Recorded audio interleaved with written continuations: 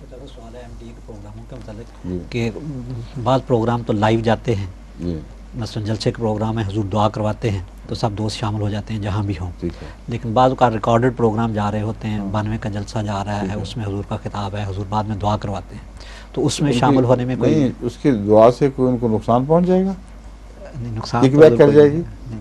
نماز کا میں منع کیا ہے، ہرگز جی نہیں وہ تو پڑھنی بات ساتھ. جی وہ اپنے دائرے کا امام وہیں پڑھائے گا، جی اور وقت بھی مختلف ہیں. میں زور کی نماز پڑھ رہا ہوں، کہیں عشاء کا وقت ہے، کہیں صبح کا وقت ہے، جی تو بہت ہی پاگل پن ہوگا اگر نماز میں پیروی کریں. جی دعا کا وقت ہی کوئی نہیں،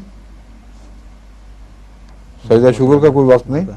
جی اسی لیے میں نے سجدہ شکر کو عالمی سجدہ بنایا تھا. جی اور دعا میں بالکل مائنڈ نہیں کرتا، اگر کوئی ایک دفعہ کرے 100 دفعہ کرے، فرض کیا ہے اس میں؟ ٹھیک ہے. ٹھیک ہے.